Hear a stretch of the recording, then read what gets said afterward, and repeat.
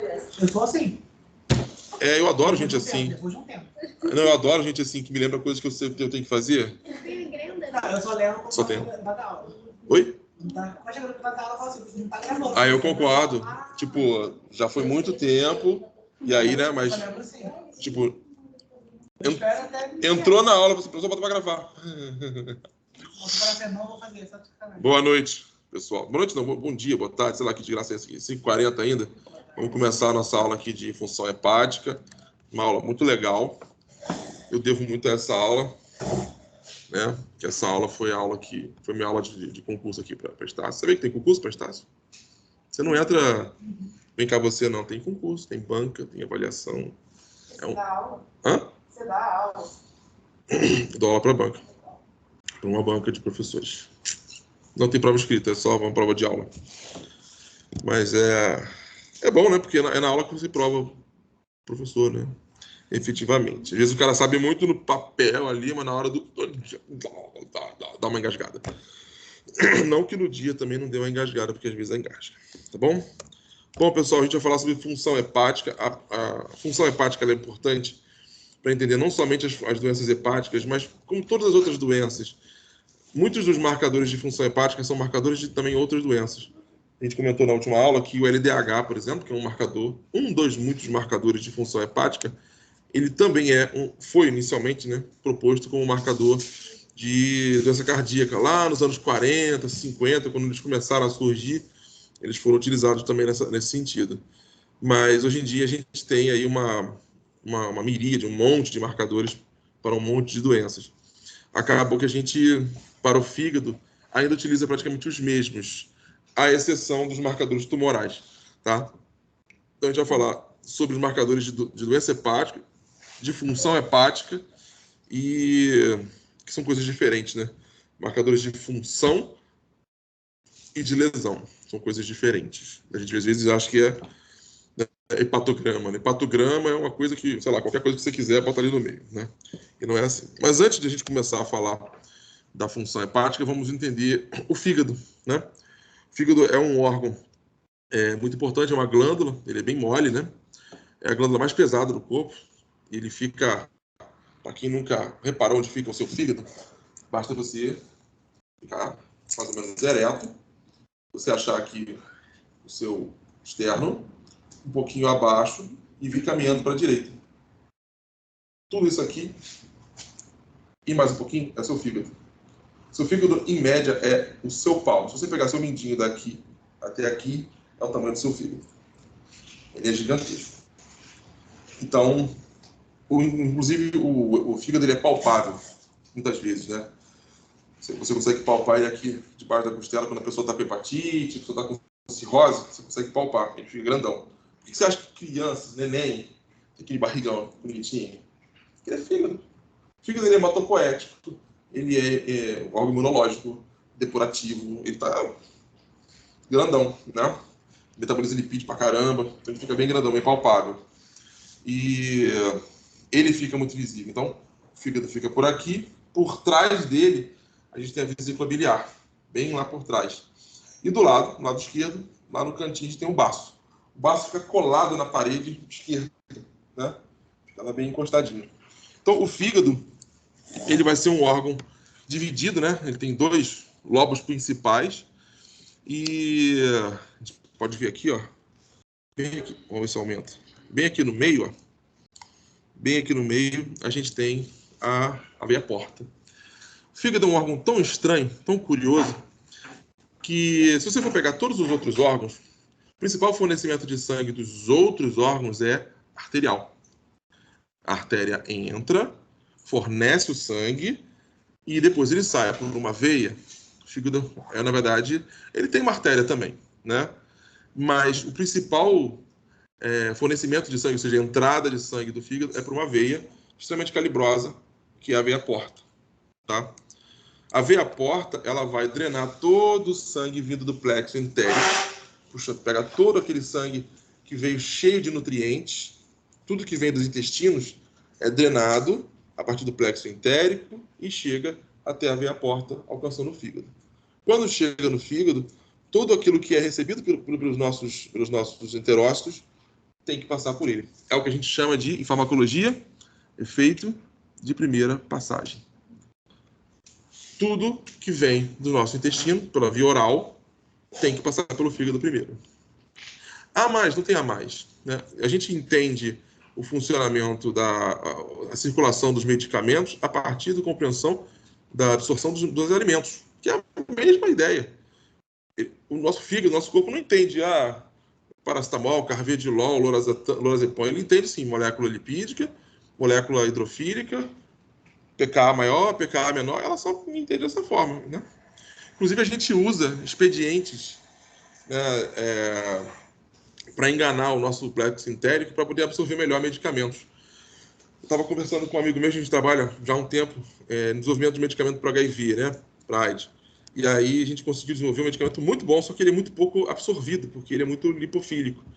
Eu falei assim, Samir, a gente pode dar uma sacaneada nesse medicamento, cara. A gente pode pegar e pendurar, sei lá, um colesterol nele.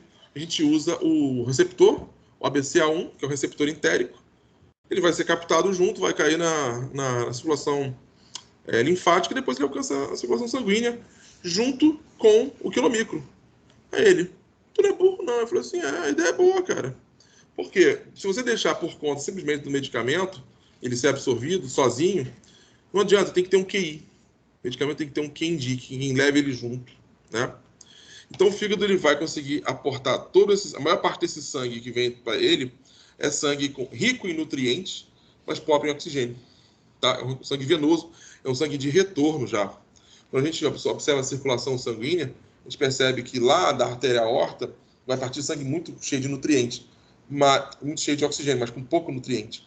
Vai circular por todo o corpo, membros inferiores, plexo entérico, e quando ele retorna para o fígado, ele tem baixa saturação de oxigênio, mas com grande quantidade de nutrientes. E ele vai conseguir fazer essa limpeza, essa depuração dentro do necessário. Então, ele vai estar aqui, ó, plexo mesentérico, né? Tem também a veia esplênica, né? Ou seja, tem um compartilhamento aqui entre as veias mesentéricas e a veia esplênica, ou seja, tem conteúdo que vem do baço até aqui a veia porta hepática, ou seja, o fígado recebe material do baço. Ou como é que você acha que o fígado metaboliza bilirrubina? Bilirrubina, ela vem das hemácias. As hemácias são metabolizadas essencialmente no baço. As hemácias são captadas pelo baço, destruídas no baço, e aí sobra a bilirrubina não conjugada no baço. Como é que ela chega até o fígado? Através da veia esplênica. Vai alcançar aqui a veia porta hepática. Beleza? Então, gente, 70% a 80% do sangue que chega no fígado é sangue venoso, tá? É sangue que vem dos intestinos e do baço. Beleza? O que vai vir do intestino? Nutrientes, xenobióticos, moléculas estranhas que precisarão ser metabolizadas. E, por outro lado, do baço vão vir resíduos de bilirrubina, né? E de ferro, tá? São os resíduos das hemácias. E as proteínas? Bom, as proteínas, as cadeias alfa e beta, elas podem ser tanto aproveitadas pelo próprio fígado, mas também podem ser aproveitadas pelo baço. O baço pode precisar ali daquelas proteínas, ele reutiliza, tá? Se a gente observar a histologia do hepatócito, a gente percebe que ele fica bem escondidinho, né? A gente percebe aqui, olha, tem uma veia porta, trazendo bastante sangue, e esse sangue vai entrar aqui nos canalículos, e esses canalículos vão funcionar como se fosse uma matriz mesmo, né? E dali você vai ter um processo de troca direta entre as células e aqueles canalículos. Então, ele vai entrar, vai fazer todas aquelas trocas, as células vão absorver substâncias que estejam presentes naquele sangue e também vão despejar outras substâncias que já tenham sido metabolizadas naquele sangue ali que está nos sinusoides. E aí a gente tem aqui uma série de elementos que são muito importantes, que são as células de Kupfer, né, que são os macrófagos hepáticos. Conhece eles? Células de Kupfer. É um tipo de macrófago, só que especializado em fígado. E por que ele é muito importante no fígado? Porque você pode ter ali vindo do plexo entérico alguma bactéria gram-negativa que escapou, ela pode vir e chegar no fígado, meu irmão, vai causar um problema, né? E é lá que você vai ter a fagocitose dela.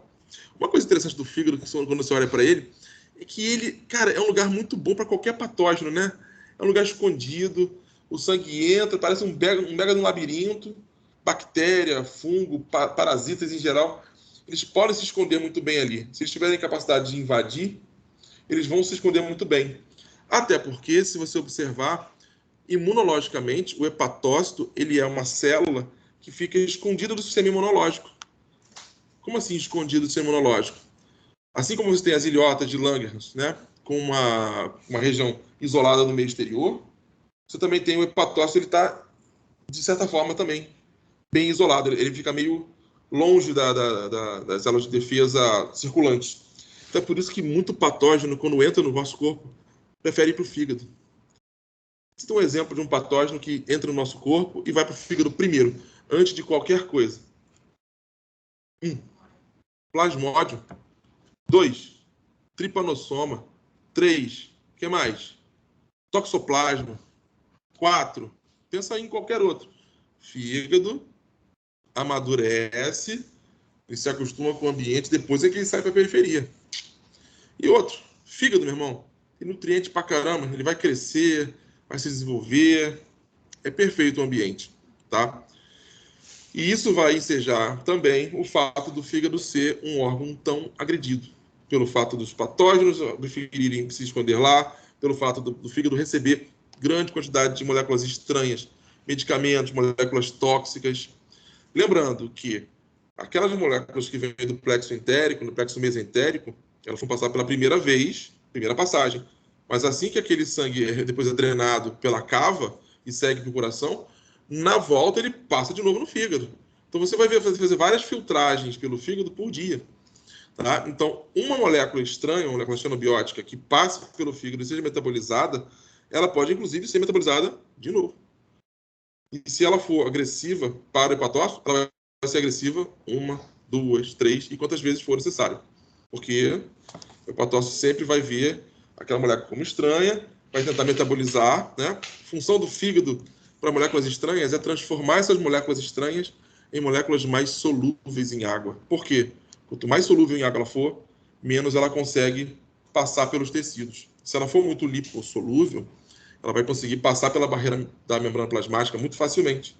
E ela vai ser absorvida e vai fazer algum tipo de dano a algum tecido. Hidrossolúvel, ela vai embora, ela vai ser eliminada na urina. Esse é o grande objetivo do fígado. Lembra daquelas etapas de transformação que a gente aprende na farmacologia, né? Primeira etapa, segunda etapa, as etapas da biotransformação. Todas elas, o objetivo delas é transformar aquela molécula numa molécula inativa e hidrossolúvel. Isso vale também para a bilirrubina. Bilirrubina, primeira coisa que o hepatócito faz com a bilirrubina é pegar aquela bilirrubina e pegar um ácido glicurônico e pendurar. Na verdade, são dois, né?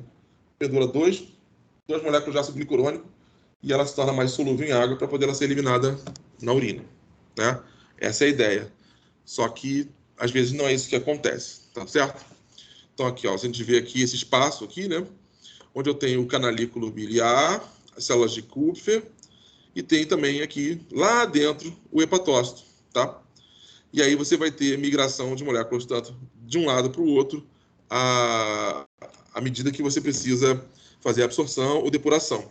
O que interessante aqui, ó, uma célula dendrítica. O que uma célula dendrítica está fazendo aqui no meio do caminho? Porque a célula dendrítica ela é uma apresentadora de antígenos. Ela precisa ter noção do que está entrando também pelo sangue. Ela não chega lá muito perto do hepatócito, mas ela chega perto do sangue que está entrando no fígado, tá? Bom, então, sobre o fluxo sanguíneo do fígado, a gente tem essa questão meio curiosa, né? 80% do sangue que entra vem a porta, né? E vem o sangue sem muito oxigênio, vem o sangue com baixa oxigenação. E 20% do sangue que entra é o sangue que vai efetivamente oxigenar o hepatócito, tá? Isso explica o fato de que em alguns momentos você pode ter uma redução do fluxo sanguíneo hepático e o fígado não morre. Porque, na verdade, a redução do fluxo sanguíneo hepático ela vem pela via porta. Você pode ter anastomose da porta, você pode ter algum tipo de obstrução, seja lá por que razão for, e ele não morre. Por quê? Porque ele continua recebendo oxigênio, mas é pelas artérias dele. Então, isso é bem curioso, né? Então, eu vou dizer hepatócito, recebe o sangue das duas vias, metaboliza as moléculas, quaisquer moléculas que sejam, e aí ele vai encaminhar essas moléculas já metabolizadas, fármacos, alguns alimentos, moléculas tóxicas, bilirrubina, ele vai encaminhar tudo para os dutos biliares para poder serem armazenados na vesícula biliar, tá bom? O que passar pelo crivo do fígado, ele vai ser encaminhado para a veia central, drenando pelas veias hepáticas, que são muitas, né? Para cada canalícula você tem um complexo de veias, drena tudo para a veia hepática central, veia cava inferior, sobe para o coração e entra no átrio direito. Beleza? Então, o fluxo sanguíneo dentro do fígado não tem uma pressão muito grande. Guarda essa informação. A pressão de sangue no fígado não é tão grande, porque a maior parte do sangue que chega por uma veia. Daí, quando a gente fala assim, o paciente está manifestando pressão portal, pressão na veia porta. Por que é um problema a pressão na veia porta? Ele não está acostumado com pressão. Então, você pode ter ruptura do fígado e do baço, por consequência, por causa da comunicação com a veia esplênica, por conta disso. E aí, você pode ter aí uma hemorragia por ruptura, né? Quais são as funções do fígado? Primeiro, o metabolismo. De quê? De tudo, né? De carboidratos, de lipídios, de aminoácidos, proteínas, bilirrubina, hormônios, xenobióticos, o que mais aparecer no caminho. Os carboidratos são metabolizados no fígado a fim de reduzir a concentração deles no sangue, na verdade, controlar, né? Reduzir se tem de mais, ao mesmo tempo, aumentar se tem de menos. O fígado é capaz de produzir o glicogênio, que é a principal forma de armazenamento de glicose de obtenção imediata no nosso corpo. Também é capaz de transformar esse excesso de glicose em lipídio, em triglicerídeos, que serão armazenados imediatamente ali no fígado, para que, se você precisar desses lipídios, ele pega aqueles lipídios que estão ali disponíveis, monta tudo numa bolinha, que é a VLDL, e manda para a periferia. Precisou de triglicerídeo, ele pega, transforma na bolinha e manda embora, tá? Lipídios, como eu falei, né? Não somente os lipídios constitutivos, mas também os relacionados ao metabolismo energético, aminoácidos também. Ele vai ter um papel muito importante na conversão de aminoácidos em esqueletos que serão consumidos no ciclo de Krebs e vice-versa. Se você tiver muita energia entrando, muita glicose, ele pega aqueles aminoácidos todos, né?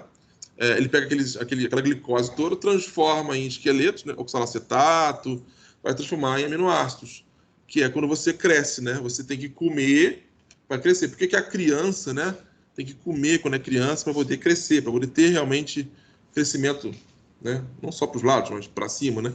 E por que a qualidade do alimento conta muito também, né? Na primeira infância, quanto maior for o aporte de lipídios, maior vai ser a capacidade dos seus adipócitos de se multiplicarem. Eles se multiplicam na primeira infância, né? Depois eles param de se multiplicar e só incham e desincham.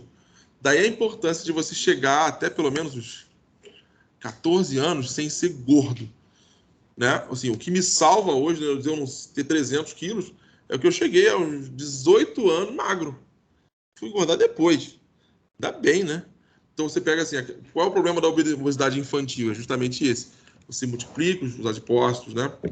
Por conta justamente da opção de muita energia no corpo do indivíduo, tá?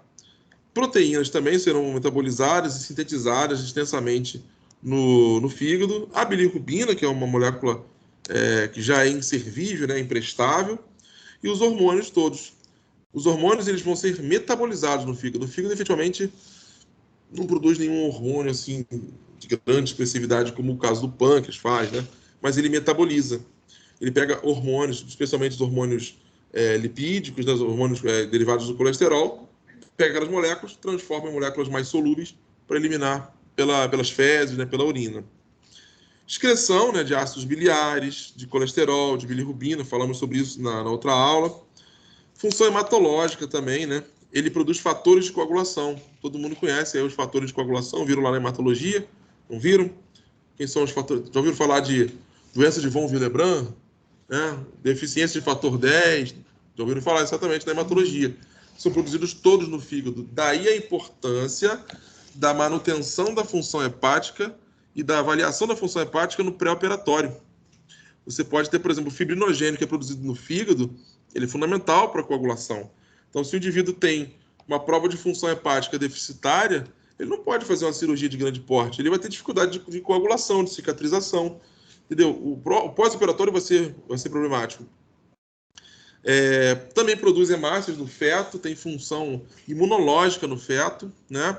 O fígado é o órgão que você utiliza para poder fazer os transplantes de medula, né?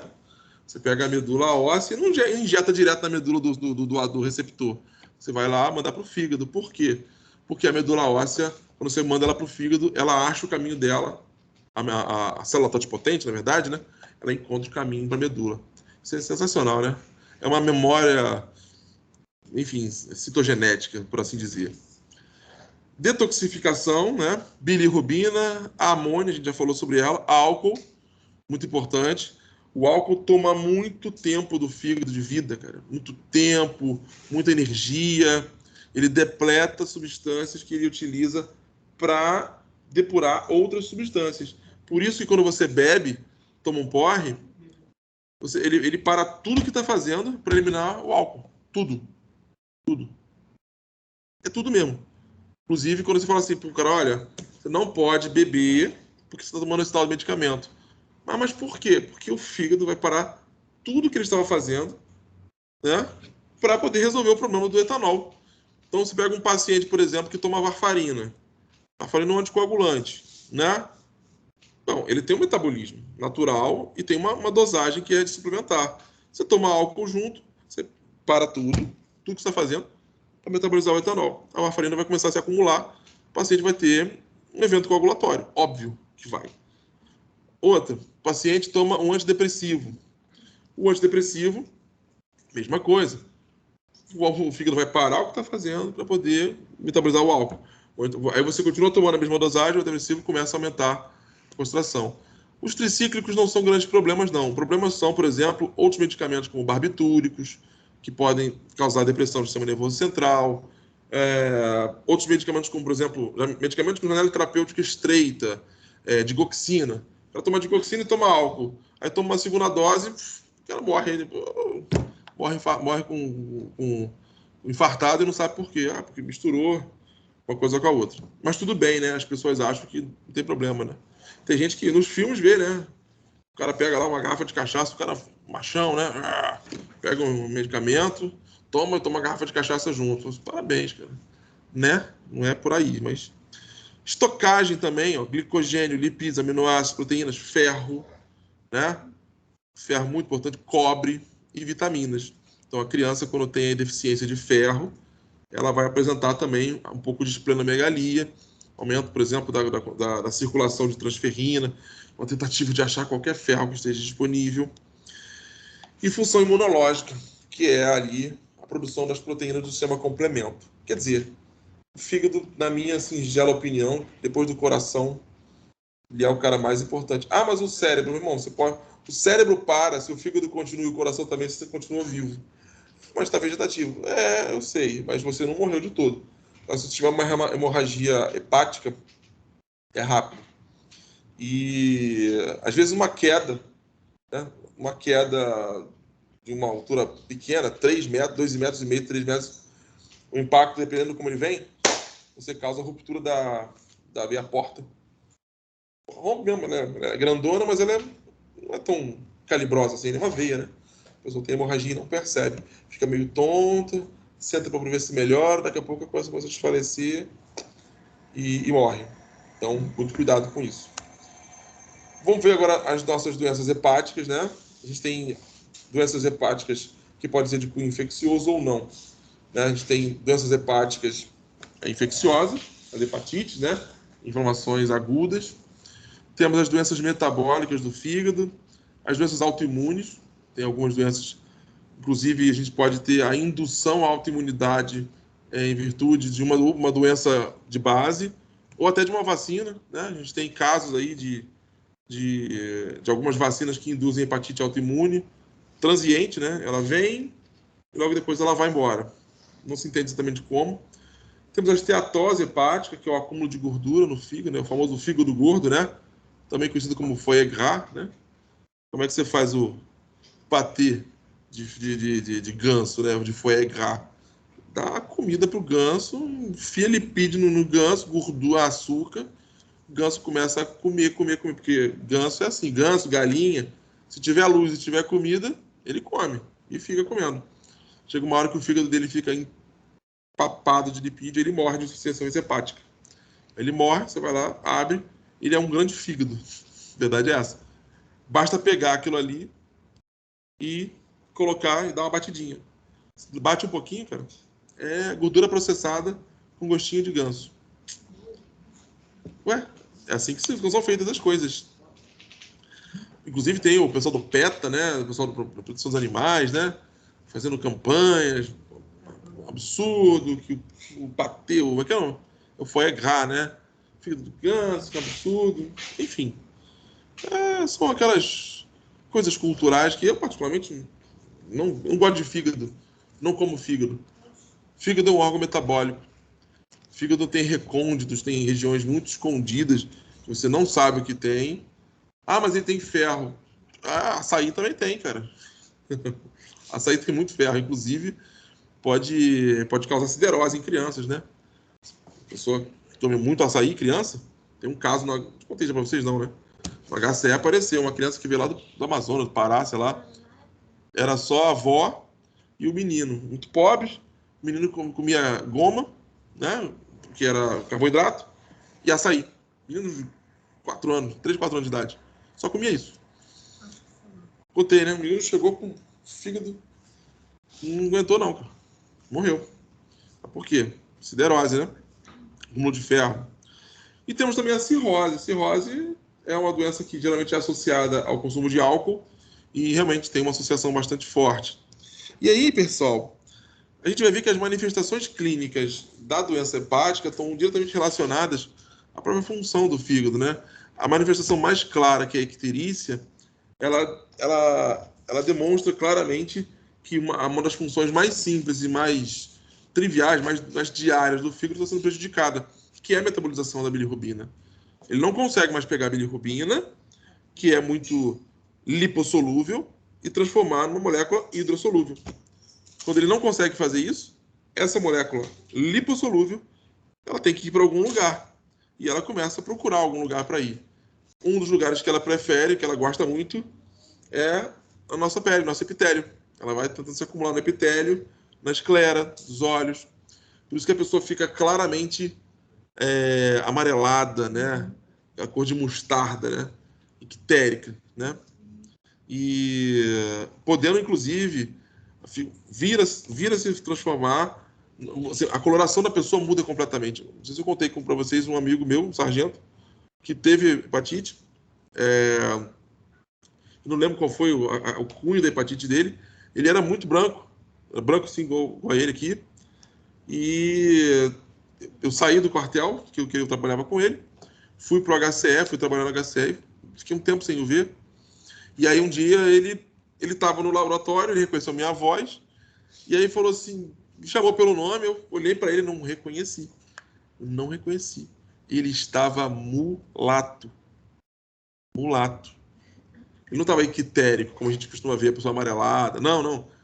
Aquele acúmulo de bilirrubina, aquela bilirrubina ela foi se transformando, foi sendo oxidada, e aquela bilirrubina foi se transformando numa molécula mais escura.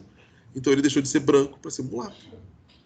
O olho amarelado, esclera muito amarelada, uma hepatomegalia bizarra, uma ascite, né? Barriga gigantesca. E ele era assim também, né? Fortinho, corria e tal. Eu olhei e falei assim, cara, por onde você andou? E aí ele falou, não, eu tive, não lembro o que ele falou que teve. Ele tinha, vocês vão ver depois os parâmetros, né, de bilirrubina. Os valores são sempre muito baixos de bilirrubina. O valor da bilirrubina está em torno de 0,5, né? É sempre bem baixinho, 1,4. A bilirrubina dele estava em torno de 25, 30. Já com tratamento, já com diálise ele fazia. Né? Ele falou assim, minha bilirrubina chegou a 40. Eu falei, cara, Isso é muito grave, isso é muito sério. Mas chegou a voltar ao normal? Então, no caso dele especificamente, não voltou, porque o caso dele era bem grave. Eu não sei se era câncer hepático, mas em alguns casos você consegue reverter, né? Por exemplo, recém-nascido você consegue reverter, né? Mas em alguns outros casos de cirrose ou hepatite viral, quando ela finda, né? Quando ela termina. Agora, quando você tem um carcinoma, que ela só evolui, então você não reverte. Nem fazendo transplante. Bom, fazendo o transplante de fígado no momento certo, reverte. Aí a pessoa volta ao normal, né? Mas isso aí tem que ser no momento certo, né? Às vezes o cara só vai entrar na fila quando já tem comprometimento cerebral. Bom, icterícia, que é a manifestação mais clássica, hipertensão portal, ascite, né? O que é a ascite? A gente conhece como barriga d'água, né? Aquela barrigona. E a ascite, lembre-se, ela não ocorre somente na doença hepática, tem outras condições também que podem cursar com ascite. Temos a encefalopatia hepática, essencialmente ela acontece pelo acúmulo de bilirrubina e pelo acúmulo de amônia também no nosso encéfalo.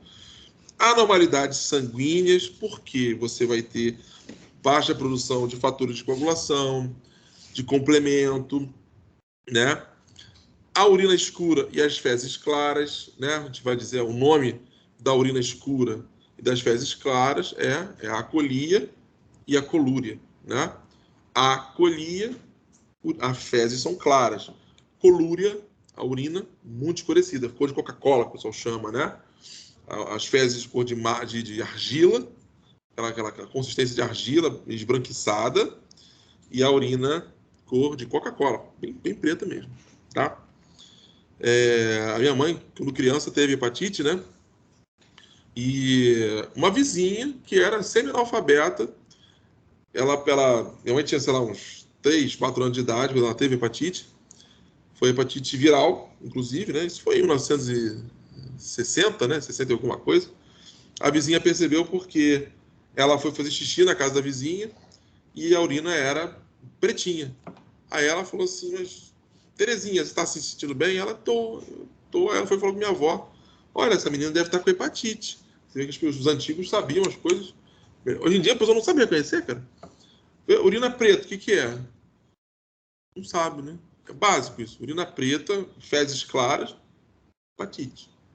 Hepatite, né? Não é hepatite. A pessoa fala hepatite, mas tá ótimo.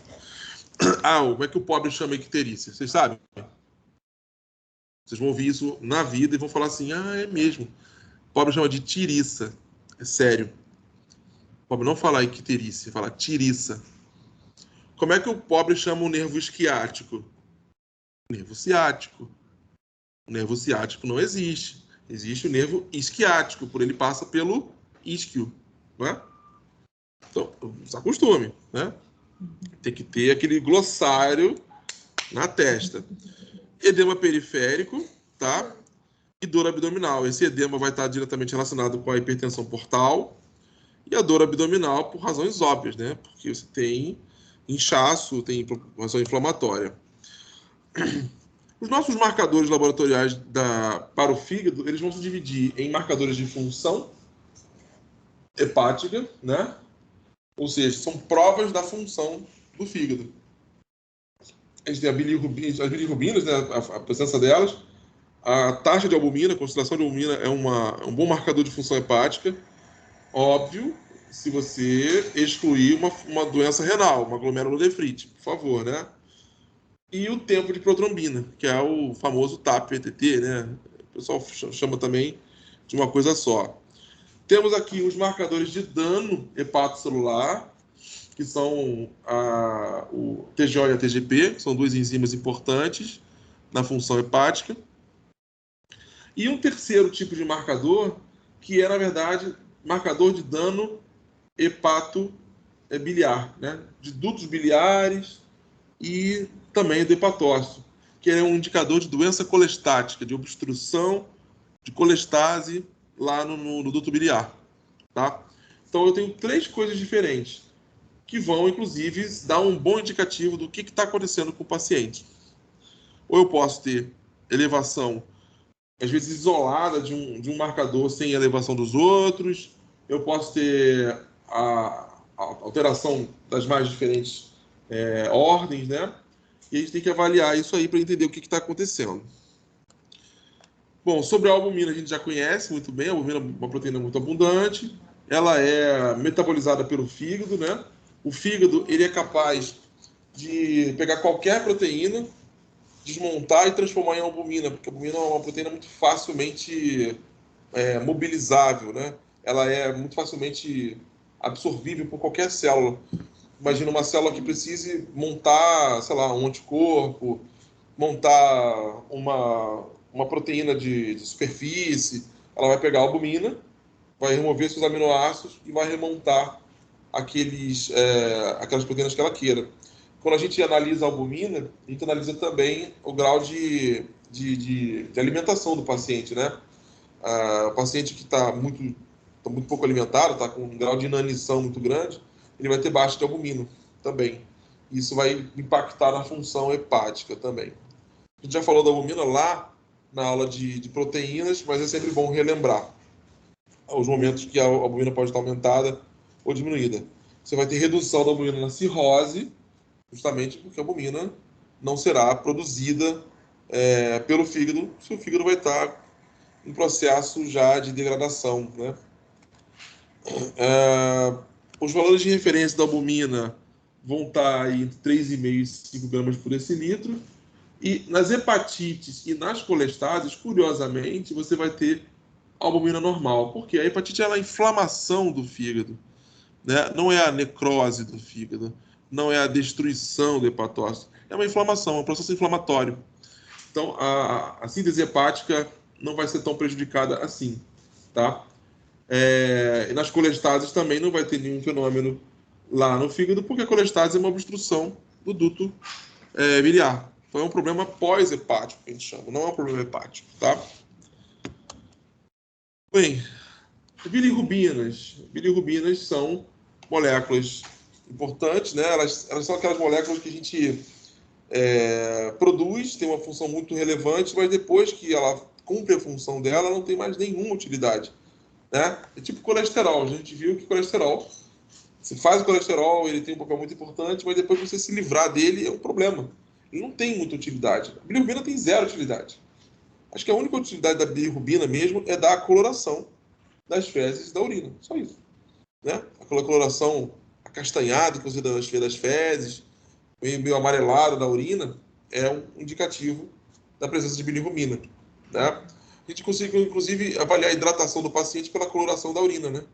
Quanto mais hidratado, mais clara é essa urina. A gente pode, inclusive, avaliar a função hepática através da coloração da urina, né? Você vê ali o paciente que toma algum medicamento que prejudica a função hepática, mesmo bebendo muita água, mesmo com soro, a urina fica bem amarelada.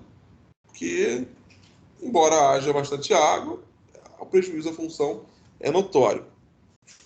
Então, a bilirrubina ela é um produto de degradação de hemoglobina, né? Ela é produzida a partir de uma molécula precursora, né? Que é a chamada protoporfirina, né? A protoporfirina ela é produzida e depois aqui você tem a inserção do ferro, no momento que você não precisa mais daquela bilirrubina, daquele M, você pega o M, remove o ferro e você vai abrir esse anel aqui, ó.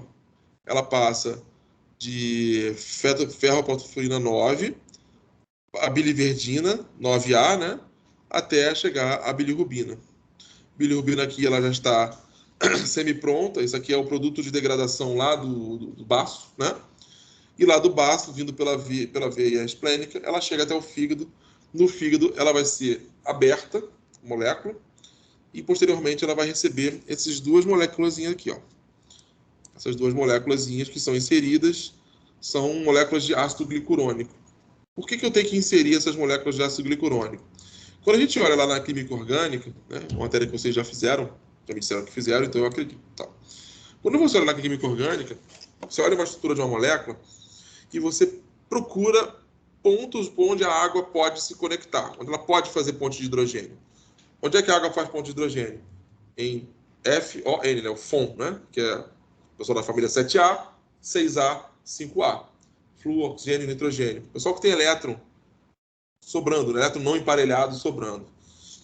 Aqui, cara, tá difícil, né? Eu tenho esse oxigênio de carbonila, até tem, mas é uma ponte de hidrogênio ruim, fraca. Uma metila, tem 3 hidrogênios ali que não vão fazer ponte de hidrogênio. Aqui também, ó, tem hidrogênio. Eu precisava ter uns oxigênio, nitrogênio, enxofre, qualquer coisa aqui para poder fazer ponte de hidrogênio. E eu não tenho. Isso torna essa molécula extremamente insolúvel em água. Ela vai ser um problema, ela vai se acumular nas proteínas. Quando ela começar a circular no sangue, ela vai grudar nas proteínas. Se uma molécula gruda numa proteína que tem uma função de transporte, ela está tirando o lugar de uma outra molécula que tem que ser transportada. Né? Pode ser um fármaco, pode ser uma outra molécula de relevância. Né? Então é por isso que o fígado vai fazer o seguinte: vou inserir, né, vou metabolizar, transformar essa molécula numa molécula mais solúvel em água. Certo? Uma vez que ela se transforme na bilirrubina glicuronada, né, glicuronidada, por exemplo, ela vai ser chamada de bilirrubina conjugada. Porque o processo que vai produzir essa bilirrubina é chamado de conjugação. Tá? Por isso que você vai ter a bilirrubina conjugada. Tá? Então, guardem essa informação. Bilirrubina não conjugada é a mesma coisa que a bilirrubina que ainda não foi metabolizada pelo fígado. Isso é muito importante você lembrar. A bilirrubina conjugada, ela já passou pelo processo de metabolização hepática. Certo? Então, beleza. Oi? Claro que posso. Está gravado, mas eu posso repetir. Bilirrubina conjugada, ela já passou pelo fígado. Já passou, já foi metabolizada e ela já está pronta para ser eliminada. A bilirrubina não conjugada, ela ainda não passou pelo fígado. Ou pode até ter passado e o fígado está doente. E aí não houve conjugação. Tá certo? Bilirrubina não conjugada, ela é muito lipossolúvel. Por ser muito lipossolúvel, ela tende a se acumular nos tecidos. E é por isso que você percebe o acúmulo de bilirrubina não conjugada nos tecidos, na pele, nos tecidos em geral, né? Nos olhos, na unha, por conta da hepatite. Tá bom? A bilirrubina ela é produzida numa taxa muito baixa por dia, né? Menos de 500 miligramas por dia.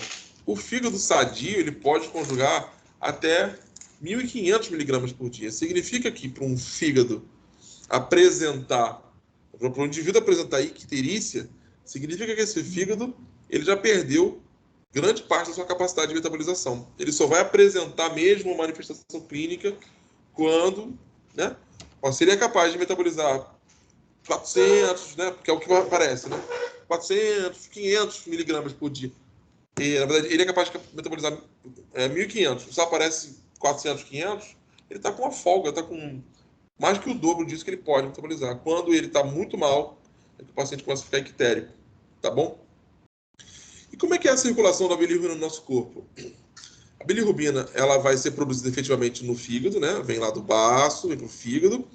Chegando no fígado, né, ela vai ser metabolizada, a bilirrubina conjugada, que a gente também chama de diglicuranídeo de bilirrubina. Por quê? Ela é uma bilirrubina com dois pedacinhos de ácido glicurônico, tá? Esse diglicuranídeo vai ser transformado novamente em bilirrubina não conjugada nos intestinos. Oi? Como assim? A bilirrubina saiu do baço, foi para o fígado para ser conjugada. Do fígado ela passou para a vesícula biliar. Na vesícula biliar ela foi mandada para dentro do intestino para poder ser mandada embora para as fezes. Chega no intestino, as enzimas lá presentes, né, vão destruir esse processo que o fígado acabou de fazer? Sim. Lembra que a gente falou sobre circulação enterohepática? Lembra que a gente falou lá na aula de lipídios? Mulher que toma anticoncepcional e tem diarreia, tome muito cuidado. Cuidado, não vai brincar se teve diarreia. Por quê? Pois é, por que isso acontece? Porque o lipídio, né, ou seja, o hormônio esteroide, que é o hormônio da pílula que você está tomando, ele vai ser absorvido pelo intestino, vai alcançar o plexo mesentérico, chega até o fígado. No fígado ele vai ser metabolizado, vai ser glicuronidado para poder ser mandado embora. O que vai acontecer? Ele vai para a vesícula biliar, volta para o intestino. Chega no intestino, ele é novamente desglicuronidado. Ele volta a ser não conjugado. Ele novamente é absorvido, volta para o fígado, intestino, fígado, intestino, fígado, intestino. Menos de 20% daquilo que você toma de fato da pílula chega aos órgãos-alvo. O resto fica tudo de reservatório na circulação enterhepática. Fica circulando aí. Por isso que eu falo, teve diarreia? Para tudo. Não confie que você está sem seguro. Tá? Grande parte do medicamento que você estava tomando estava na circulação enterhepática. Teve diarreia, foi tudo embora. E aí pode vir o bebê ou não, né? Porque vai que pega você no momento não fértil. Beleza, sorte, né? Mas não vai contar com a sorte, né, Skyler? Por favor. É. Já denuncio logo, estou falando. Pois é, então é uma situação que acontece com muitas moléculas lipídicas, né? Muitas moléculas hidrofóbicas. Elas são metabolizadas e retornam. Tá certo? E aí, gente, o que vai acontecer? Uma vez que essa bilirrubina ela volte para o intestino, ela pode... Lembre uma coisa, tá, gente? Não é toda a bilirrubina que chega no intestino que vai ser transformada em bilirrubina não conjugada de novo. Uma parte. Então, eu quero dizer que parte dessa bilirrubina que chega vai ser desglicuronidada, volta. Uma parte segue. Essa parte que segue, ela vai sofrer redução pelas bactérias anaeróbias intestinais. A gente tem uma série de bactérias no intestino, muito além da Escherichia coli. Eu vi um documentário muito legal da BBC. Pena que tá tudo em inglês, né? Que assim, Gut Microbia, So Far Beyond Escherichia coli, muito além da Escherichia coli, mostrando assim milhões de espécies que existem no intestino. Eu não tinha ideia. Eu falei assim, cara, que maneiro. Então, esses anaeróbios intestinais vão reduzir aqui a bilirrubina, ela vai se transformar em urobilinogênio. Esse urobilinogênio, ele pode, parte dele, ser oxidado e se transformar na estercobilina, parte dele é reabsorvido e ele alcança a excreção urinária. Então, o urobilinogênio vai dar a coloração da urina. Se ele for oxidado, seguir o caminho dele, ele chega à estercobilina, esterco de esterco mesmo, né, de fezes, e vai chegar a dar aquela coloração das fezes. O grau de oxidação do urobilinogênio, transformando-se em estercobilina, diz muito sobre a idade daquela massa fecal no indivíduo. Quanto mais antiga ela é naquele indivíduo, mais escura ela vai ser. Quanto mais recente, mais clara. Você pode pegar, por exemplo, uma fatia de fezes formadas e você vai ver que ela tem um núcleo mais claro e vai escurecendo para as pontas. Tá? Você pode, inclusive, fazer... É um bom indicativo do trânsito gastrointestinal do indivíduo. Eu estava falando com a minha mulher sobre isso. A gente tem muito nojo de fezes, né? De bosta e tal. Mas eu acho, minha sincera opinião, que depois que pararem com essa coisa de vamos estudar o cérebro, né? Vai todo mundo estudar bosta, cara. Porque é lá que está a chave do segredo do metabolismo, das alterações de hormônios, de humores. Eu estava lendo sobre esse assunto recentemente e eu percebi que nós somos verdadeiras marionetes nas mãos de bactérias intestinais. Tem um estudo muito interessante, que até depois eu vou passar para vocês sobre isso, um artigo, se vocês quiserem ler também, porque vocês querem se formar, a verdade é essa, né? Muitos não querem ler, só querem se formar. Parece a criança que quer sair de casa, depois que sai de casa, fala que saudade da casa de papai e mamãe. Né? Mas eu vou mandar para vocês o link, bem interessante, falando de uma bactéria específica que ela está associada, quando ela está em menor quantidade no nosso intestino, ela está associada à obesidade. É ela que está associada à obesidade, quando ela não está. Quando você tem maior colonização dessa bactéria no intestino, o indivíduo tem menor propensão à obesidade, diabetes tipo 2, síndrome metabólica e coisas do tipo. Depois eu vou passar um link para vocês também de uma palestra que eu vou dar sobre síndrome metabólica para uma semana de farmácia do EAD, da Estácio. Eu vou passar um link para vocês, que vai ser a primeira palestra sobre esse assunto, sobre síndrome metabólica. Eu já falei sobre diabetes, vou falar sobre síndrome metabólica e depois eu vou falar sobre bactérias moduladoras do metabolismo. Primeiro tem que falar de síndrome metabólica para o pessoal entender outro passo.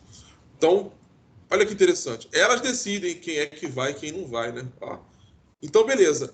Parte dessa bilirrubina não conjugada, então, vai retornar para o fígado. E aí, gente, o que vai acontecer no indivíduo com uma hepatite? Né? Na hepatite, o que vai acontecer? Esse indivíduo, ele vai ter uma bilirrubina que ele vai ser conjugada, uma pequena parte dela vai ser conjugada, tá? E maior parte dela vai permanecer não conjugada, porque o fígado vai ter muita dificuldade de conjugar a bilirrubina. Uma vez que essa bilirrubina permaneça não conjugada, ela se acumula na circulação, ela se liga preferencialmente à albumina. E a albumina volta trazendo essa bilirrubina para o fígado. O fígado não consegue metabolizar o caminho que ela vai escolher. Então, vai ser alcançar ali a corrente sanguínea mesmo, né? Circulação sanguínea. Tá? E aí você vai ter uma redução da bilirrubina conjugada, que é o caminho que a gente tem para obter a estercobilina. A estercobilina ela vem da bilirrubina conjugada. Se eu não tenho conjugação, não produzo estercobilina. Vou gerar a acolia. As fezes ficam claras. Uma vez que eu tenha excesso de bilirrubina não conjugada circulando, aquela bilirrubina ela vai alcançar a excreção urinária e ela vai corar, né? Vai dar coloração escurecida para a urina. Então você tem uma inversão do processo, né? Na verdade, não é que tem gente que achava que parte das fezes vai aparecer na urina. Não tem nada a ver. As fezes continuam sendo fezes e a urina continua sendo urina, tá?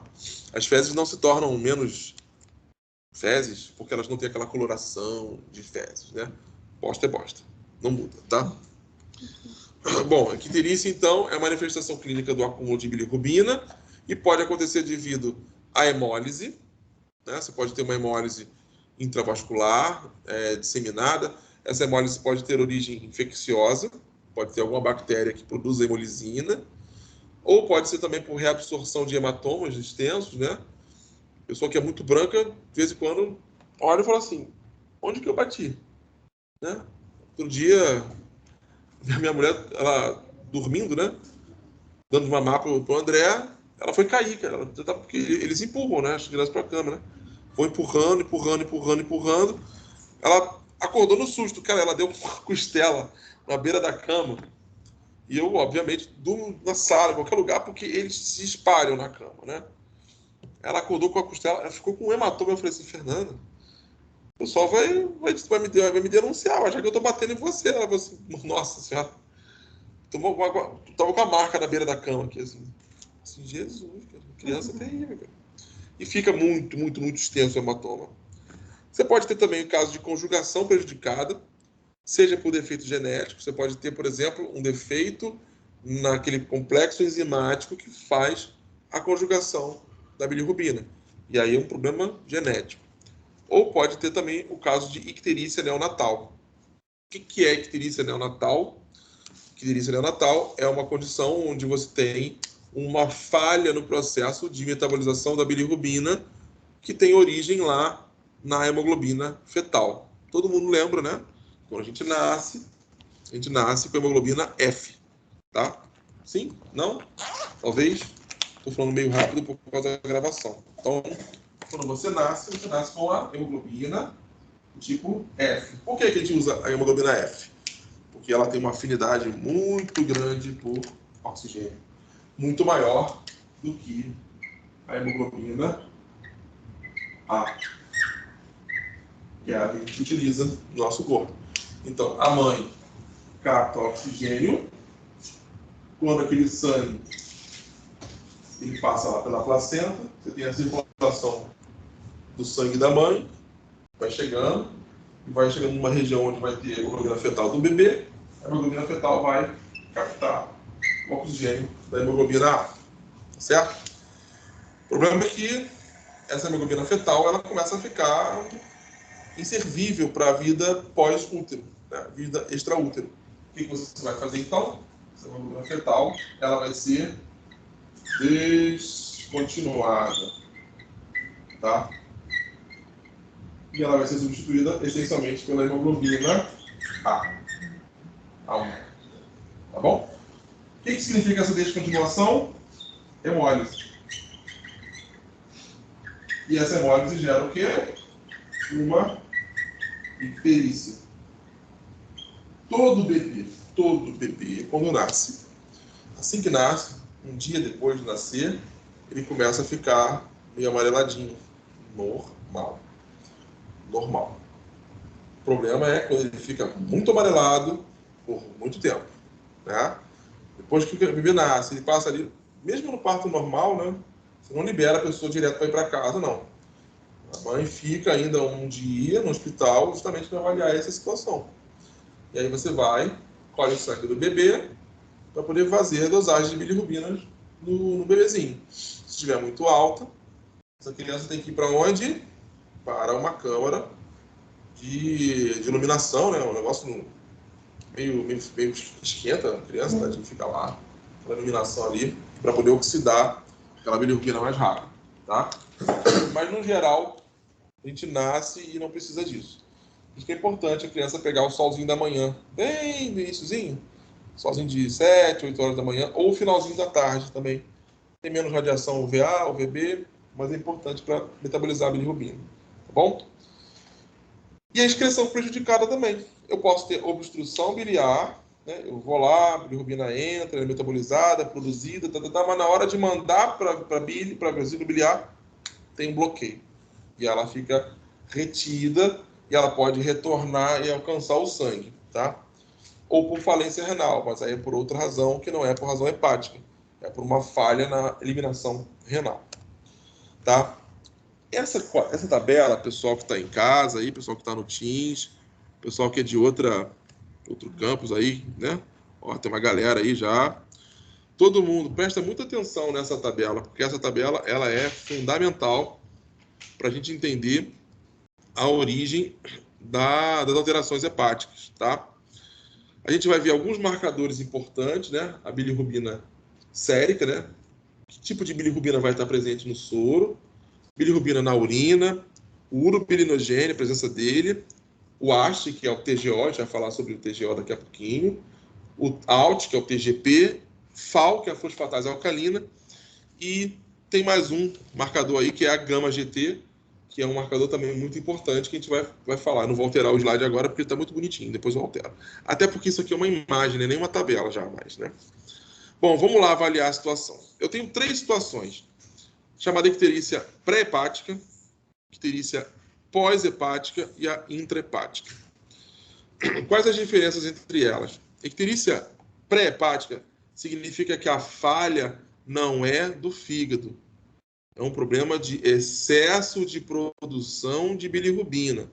O fígado ele tem capacidade de metabolizar até 1.500 miligramas por dia de bilirrubina. Se você der muito mais do que 1.500 por ele vai falhar, ele não vai conseguir metabolizar tudo tão rapidamente. Então, na icterícia hemolítica, que é também chamada de pré-hepática, ela tem origem em hemólises extensas, eu vou ter aumento de bilirrubina indireta sérica. E aí eu chamo a atenção para os nomes, né? Por que a gente chama de bilirrubina indireta e bilirrubina direta? Quando é feito o teste para dosagem da bilirrubina, né? Você faz uma análise, usa lá um reagente e você tem um resultado da dosagem da bilirrubina. Lembre-se que daquela fração que você teve do soro, só o que é essencialmente solúvel é a bilirrubina conjugada. A outra bilirrubina, a não conjugada, também está no soro, ela aparece também no soro. Ela vai estar ligada a proteínas. Para você conseguir visualizar essa bilirrubina não conjugada, dosar essa bilirrubina não conjugada, você tem que fazer um segundo teste, na verdade, fazer uma adição de um solvente, geralmente a gente bota metanol, né? Para poder soltar a bilirrubina das proteínas e aí você fazer um segundo teste, que é o que a gente vai chamar de teste indireto. Então, o teste direto da bilirrubina vai quantificar a fração conjugada, tá?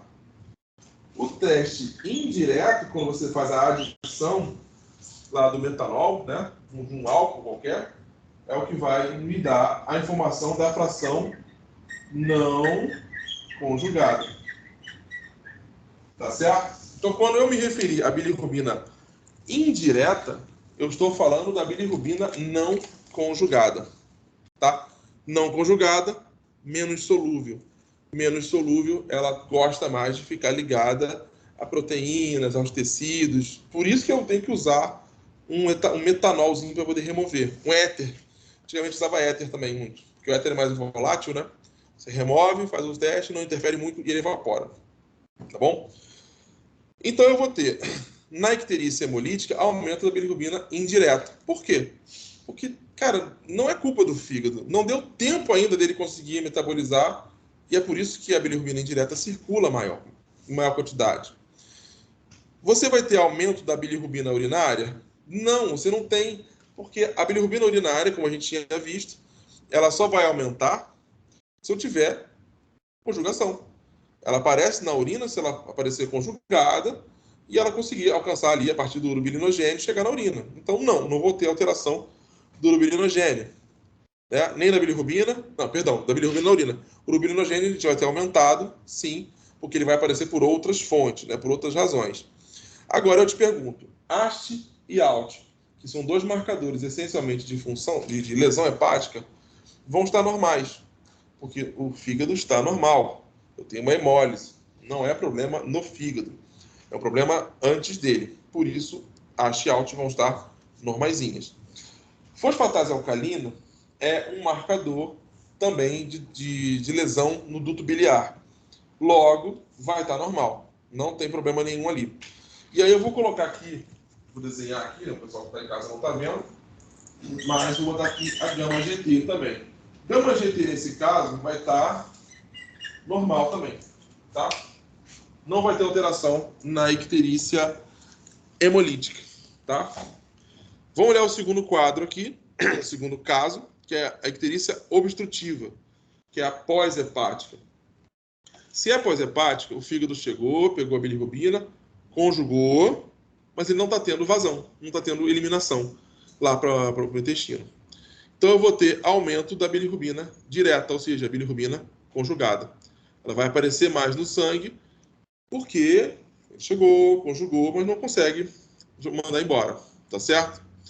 Eu vou ter bilirrubina na urina? Sim, vou aparecer mais, porque por alguma razão lá, essa bilirrubina ela vai conseguir chegar lá na urina, né? Ela está solúvel, uma vez que ela esteja muito solúvel, ela pode ser eliminada mais na urina, tá?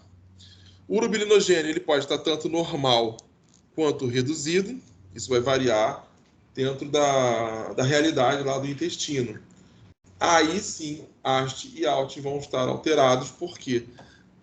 É um problema hepático? Não, mas veja bem, eu tenho uma obstrução pós-hepática. É óbvio que o fígado ele não vai conseguir mais secretar aquela bilirrubina como gostaria. Então você vai ter um acúmulo de bilirrubina dentro do hepatócito que ele não consegue mais eliminar. Ele está esperando o próximo sair. Então você vai ter um pouquinho de lesão hepática, sim. Mas não é muito significativo. Agora, aqui a fosfatase alcalina vai estar muito alterada. Ela vai ser um excelente marcador de obstrução, de obstrução do duto biliar, bem como a gama GT. Gama GT também vai estar bastante alterada aqui nessa icterícia obstrutiva, tá bom?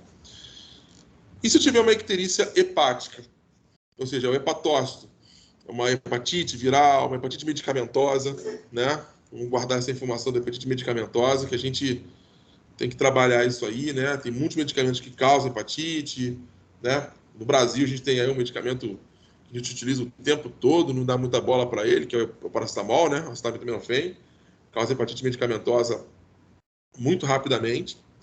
A dose, inclusive, mínima, né, para você causar hepatite é em torno de 3 gramas por dia, né? Por essa razão é que a gente percebeu, não sei se vocês notaram, né? Eu observo essas coisas. O comprimido do paracetamol antigamente, ele era grande. Ele era de 750 miligramas. Já repararam nisso? Não, nunca repararam. O comprimido do paracetamol era de 750 miligramas.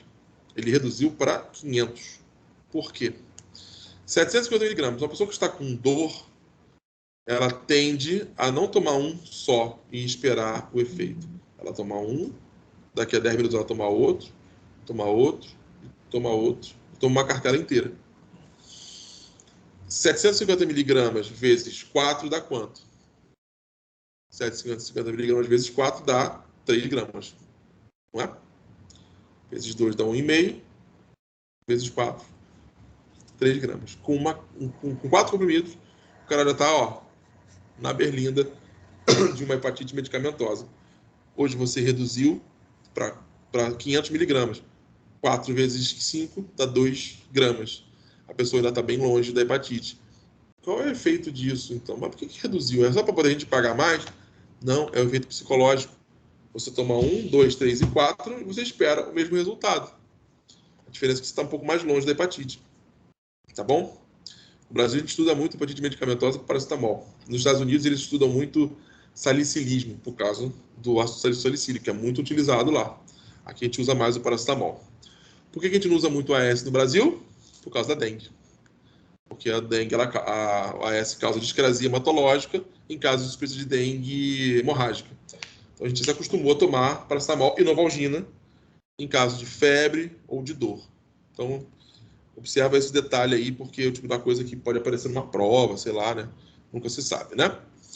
Na icterícia hepática ou intrahepática, eu vou ter aumento das duas, né? Eu vou ter aumento da bilirrubina indireta e da direta. Eu vou ter falha no hepatócito, mas ele vai estar parte dos hepatócitos falhando, né? Sob o processo de ataque, de inflamação, e os outros funcionando. Então, eu vou ter um acesso livre do sangue ao hepatócito, ao fígado, e sem obstrução. Então, eu tenho a produção livre de bilirrubina direta e indireta, só que eu vou ter um aumento dele porque a indireta aumenta porque parte dos hepatócitos não está funcionando e a direta aumenta porque quando o fígado consegue metabolizar, eu aumento também a concentração dela no sangue. Vai aparecer bilirrubina na urina, o urobilinogênio está normal ou baixo, nesse caso também, e aqui sim, que é o mais importante de avaliar, TGO e TGP vão estar bem alterados, muito alterados. Né? A gente vai ver os valores que vão alcançar nesses casos. E aqui, fosfatase alcalina, normal ou um pouco alterada, e a gama-GT, eu devo dizer que ela está, ó, normal. Tá? Tem mais um caso que convém adicionar aí no caderno de vocês, que é o seguinte, que é a lesão por consumo de álcool. A lesão por consumo de álcool, não estou falando de cirrose, não, tá? Lesão por consumo de álcool, ela vai elevar sozinha a gama-GT, tá? Então, você tem um paciente que chegou para um exame, você vai lá, pega o sangue do cara e você vê que não tem mais praticamente nada alterado dentro dos parâmetros hepáticos, só gama-GT. Está muito elevado. Muito elevado, pode desconfiar de consumo de álcool, tá? Ela vai se alterar significativamente e isoladamente. Beleza? Deixa eu apagar aqui. Alguém tirou foto disso? Não. Você tirou foto de tudo? Isso que eu pergunto, né? Oi? Ele tira o slide. Tem, mas só que aquilo que eu escrevi por cima não tem. Foi por isso que eu falei. Ele tirou, né? Você anotou? Beleza. Bom, o tempo de protrombina é um marcador que a gente aprende lá na hematologia, né? O TAP, PTT, você deve ter visto isso lá na hematologia, lá na aula de coagulação. E ela vai medir indiretamente o teor de vitamina K e a função hepática, né? A presença desses marcadores a presença essas moléculas responsáveis pela cascata de coagulação, pela via extrínseca, né, da coagulação. Então, o TP está prolongado nas doenças hepáticas parenquimais, ou seja, doenças hepáticas de hepatócito, efetivamente, tá? Que é o local da produção dos fatores de coagulação. Quando você tem uma doença efetivamente ali, você tem a alteração dos fatores de coagulação. O valor de referência dele está entre 10 e 14 segundos, né? Então ele vai ficar um pouquinho mais longo, chegando a 15, 16, 19, né? Então, guarda essa informação. Tempo de protrombina prolongado é um indicativo de doença parenquimal, né? Doença hepatócito no parênquima. TGO e TGP, né? Que elas receberam outros nomes, né? Que é ALT e AST. É só para confundir o pessoal. Deixa eu só ver se tem alguém perguntando alguma coisa. Não, amém. Eu sempre vejo, né? Vocês acham que... Quando eu dou aula pelo Teams, eu fico o tempo todo assim, ó. Alt Tab, perguntando, ver se tem alguma coisa diferente.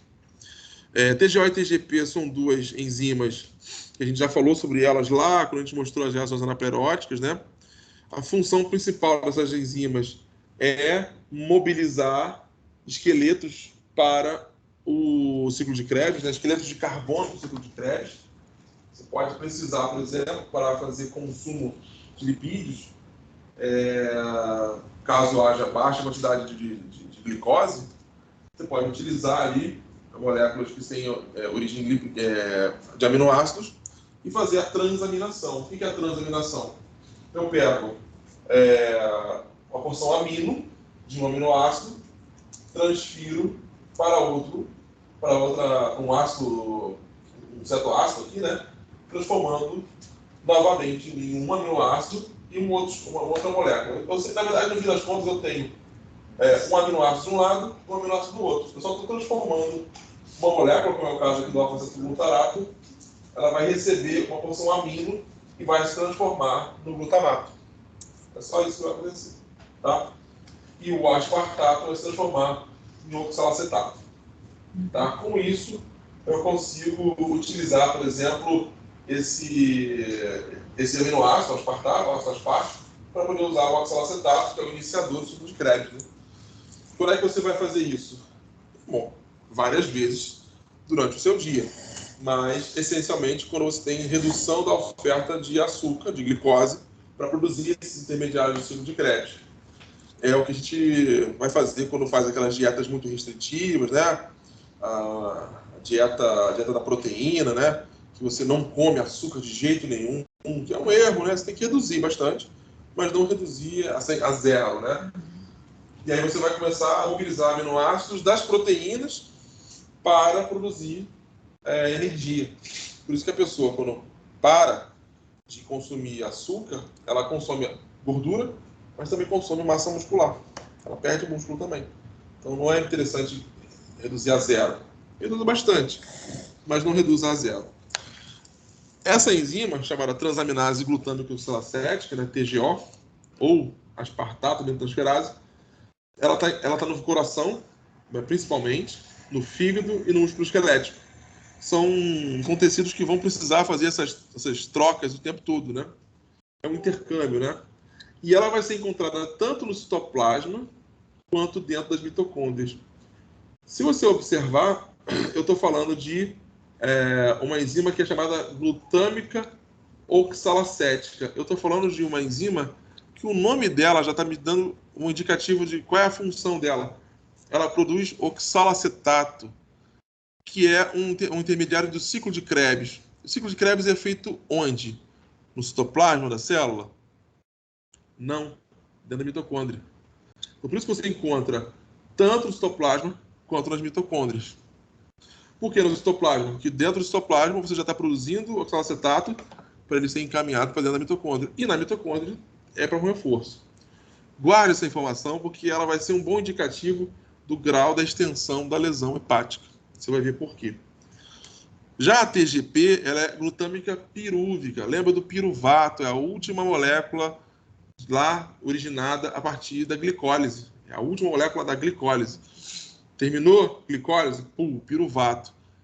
Esse piruvato ele pode se transformar em várias coisas, né? Lactato, Então, mesmo uma célula que não tivesse uma mitocôndria, ela teria TGP. Você tem TGP em outros organismos que nem tem mitocôndria, né?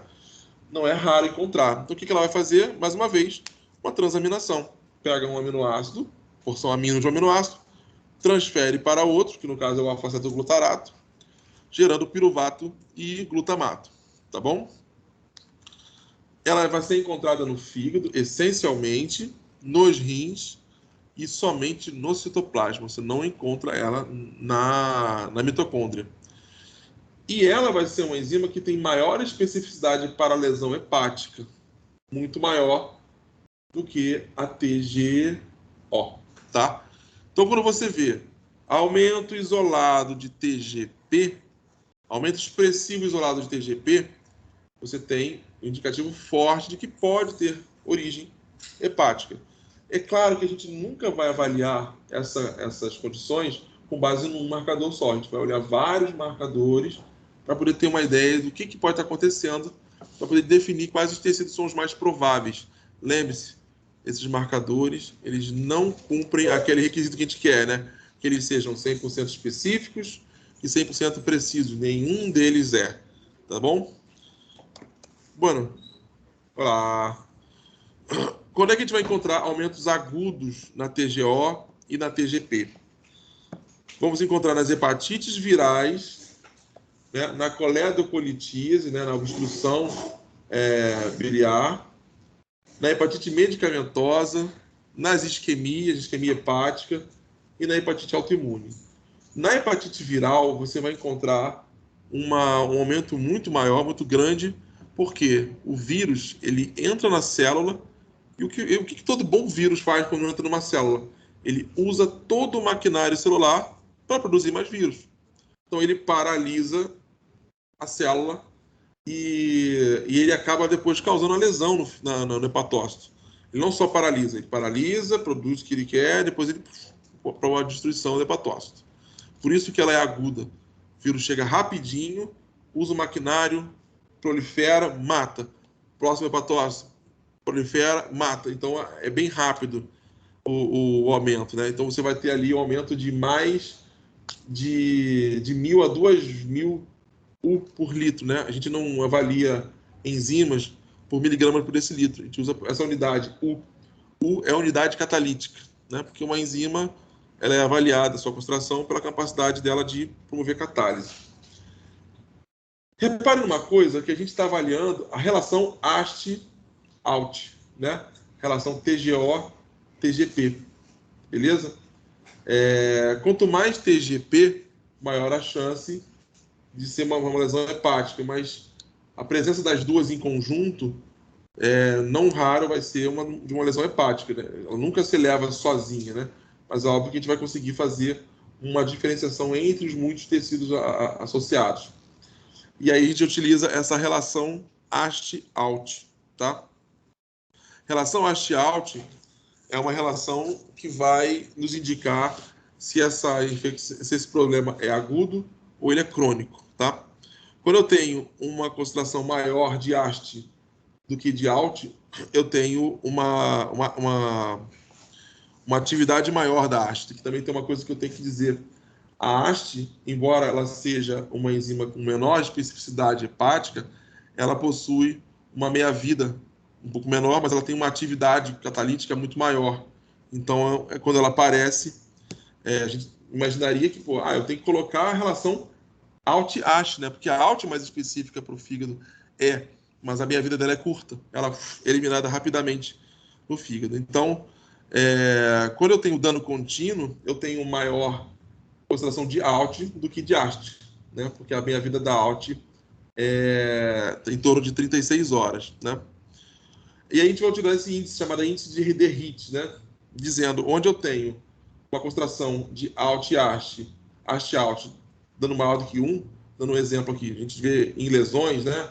Os parâmetros para ALT e AST são parecidos, entre 40 e poucos, 50 e poucos, o normal. Quando você vê, por exemplo, um paciente com 400, 300 de ALT, 400, 300 de AST, né? Se esse índice der maior do que 1, a gente diz que é uma lesão grave, uma necrose tecidual. Quando isso dá menor, do que um, é uma lesão inflamatória. Claro que não existe um ponto de corte muito específico, né? Isso aí é associado a outros fatores. E quando ele dá maior que 2, a gente chama de hepatite alcoólica, né? Ou cirrose, embora os valores sejam baixos, né? Um valor menor que 300. A gente vai encontrar ALT e AST aumentados também em casos de rabdomiólise e de desidratação. Em casos de exercício físico extenuado, ele pode aumentar acima de 10 mil, 50 mil, assim, porque também eu tenho associação da ALT e da AST hepática com a cardíaca, com a renal, todos juntos vão aumentar e vão dar um indicativo de lesão sistêmica no paciente, né? Onde é que você encontra aumento crônico desses dois marcadores? Uso de álcool, uso de drogas, hemocromatose, doença de Wilson e outras causas, como hemólise, por exemplo.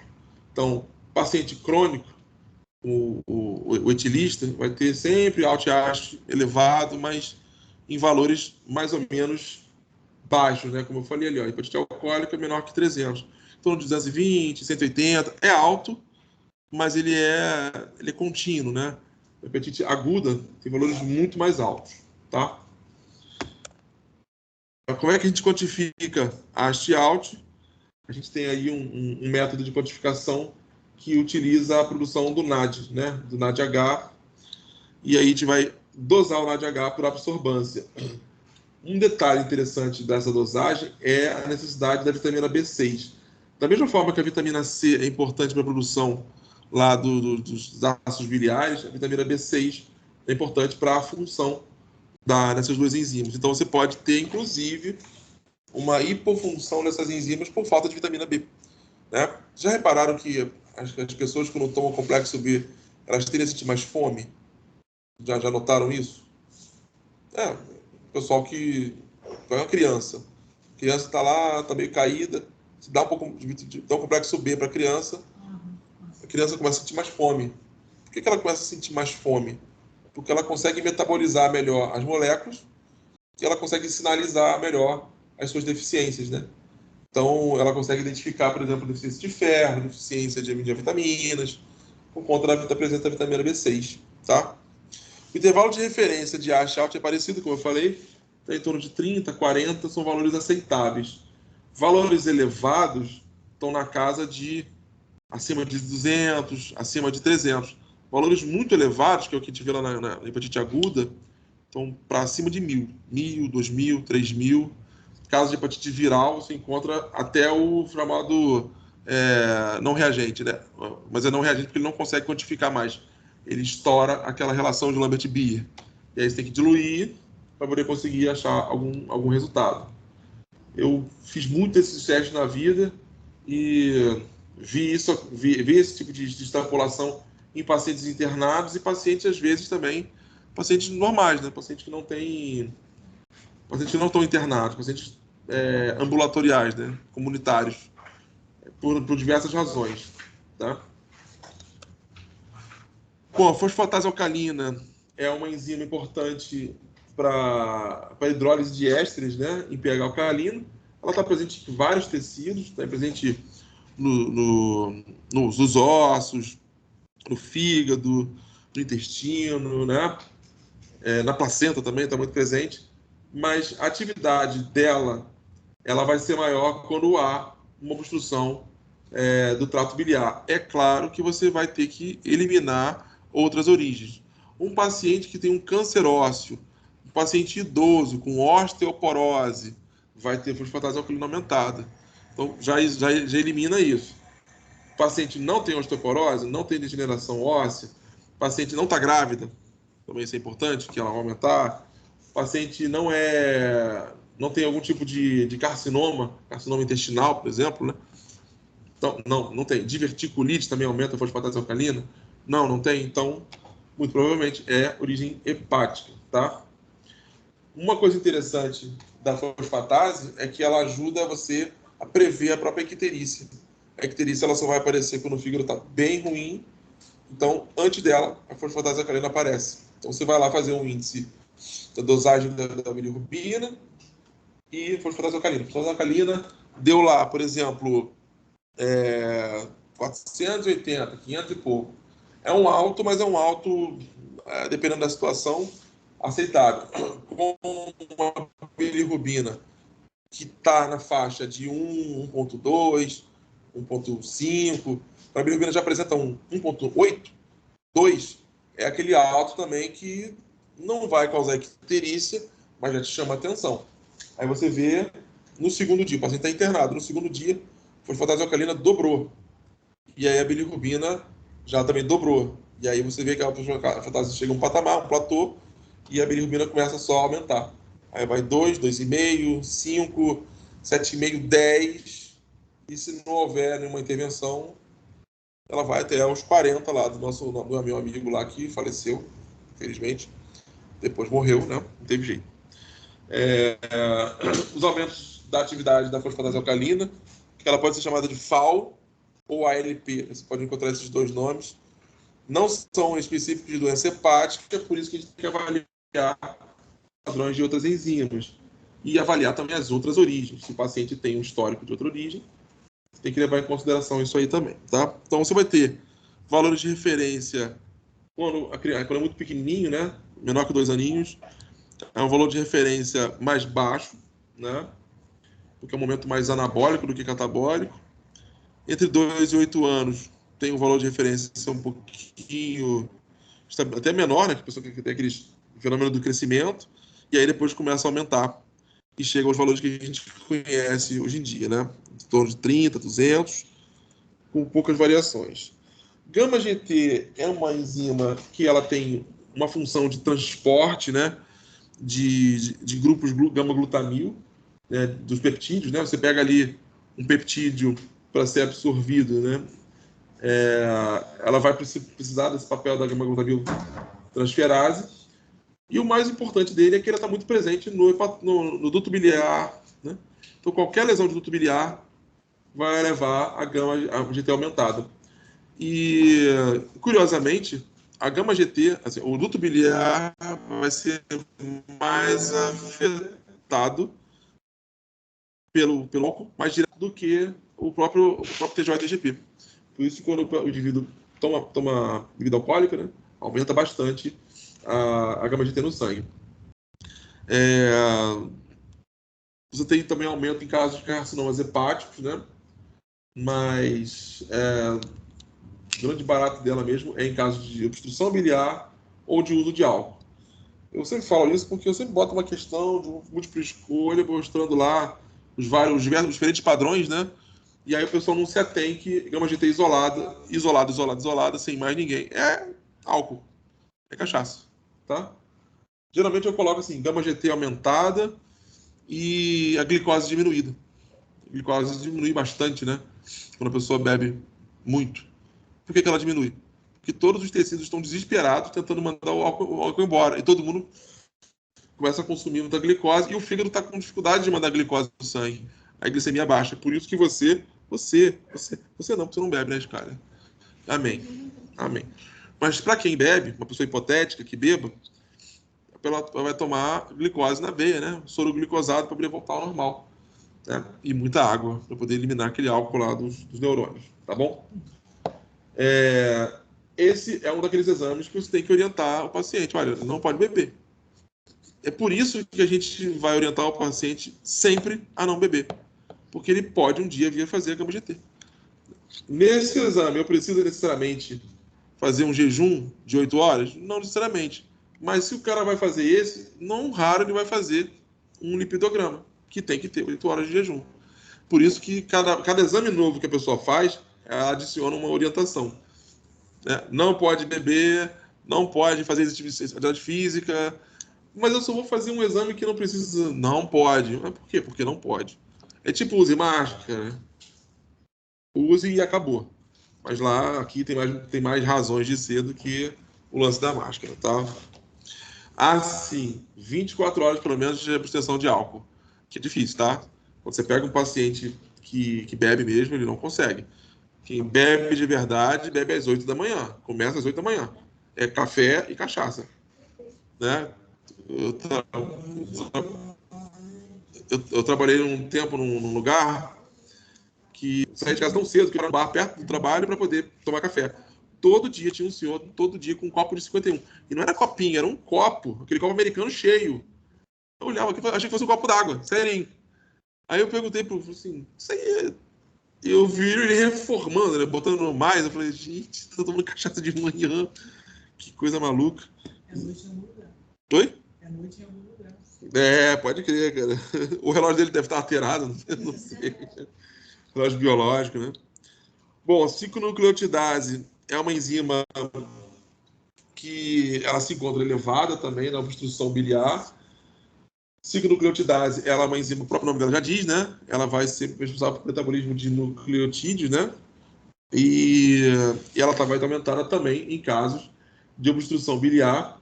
Existe uma relação de relação, né, entre a gama-GT e a 5-nucleotidase, porque elas se elevam juntas, né, em casos de obstrução biliar. Quando você tem uma relação gama-GT, 5-nucleotidase menor que 1,9, a acessibilidade é de 40% e 100% de especificidade para a colestase. Por quê? Gama-GT ela pode se elevar em casos de consumo de álcool, ela se elevar levemente em casos de falência hepática, mas em casos de colestase ela se eleva muito. A 5-nucleotidase praticamente só se eleva em casos de obstrução biliar. Então, se as duas se elevam juntas, cara, só pode ser obstrução biliar. Não tem outro motivo. Né? Não há outro. Ah, mas o paciente pode ter um câncer. Geralmente, em caso de câncer, você vai elevar muito mais a gama-GT do que a 5-nucleotidase. Então, se elas estão elevadas juntas e a relação é menor que 1,9, elas estão quase que pareando, né? Então, eu tenho uma sensibilidade relativamente boa e muita especificidade para o tecido, tá? O valor de referência é muito baixo, é menor que 10 por litro. Ela quase não aparece. Ela lembra um pouco a troponina, né? Que ela é da ordem troponina, no caso de nanogramas. 1 nanograma, 2 nanogramas, o normal dela. Então, quando ela aparece, é porque o problema realmente é grave, né? É muito específica e a acessibilidade até que não é ruim, não. Bom, gente, essa é a nossa aula de função hepática. Ela parece curta, mas não é, né? Tem muita coisa. Tem muito detalhe, tem muita coisinha, tá? E tem um exercíciozinho aí para vocês, né? Pra vocês fixarem os marcadores de dano, de função e de obstrução, né? Por exemplo, DJ e TGP são marcadores de quê? A gente falou aqui na sala. Marcador de dano, de função hepática ou de obstrução? DJ e TGP, vamos lá. Alt e Ast. Tá, vamos para a segunda que a gente acabou de falar, não tem como, né? Relação gama-GT 5-nucleotidase. É marcador de quê? Dano celular, função hepática ou obstrução? A gente acabou de falar. De obstrução, né, gente? É só voltar no slide anterior. É marcador de obstrução. Tá bom? Por gente, vocês podem falar. Eu sei que vocês não escovaram o dente, mas eu não tô vendo o feijão no dente de vocês. Então podem falar, não tem problema, tá? Então, ó. Albumina. Depois a gente fala da primeira, hein? Marcador de dano, de função ou de obstrução? De função. Né? Tá relacionado à função dela, né? Bilirrubina. Função também. TAP. É de dano, de função ou de obstrução? TAP-PTT. Vamos pular então. Próxima. Fosfatase alcalina. Marcador de dano, de função ou de obstrução?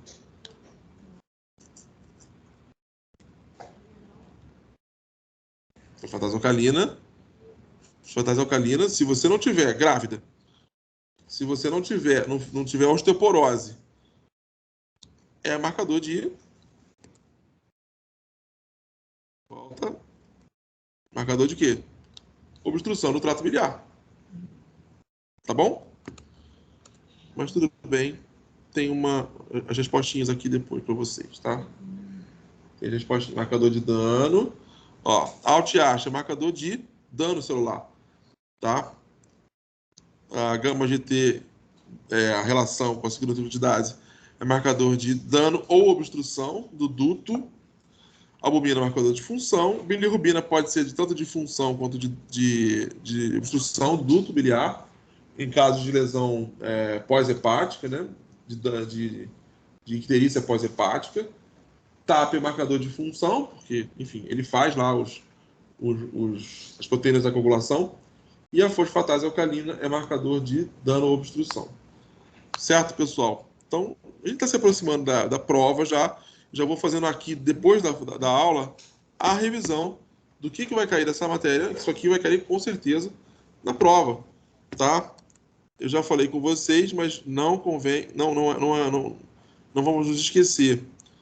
O que vai cair? Essa tabela vai com certeza cair esses assuntos, né?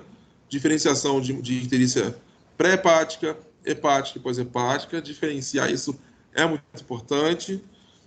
Quem está alterado, quem está normal, quem está elevado ou está reduzido, né?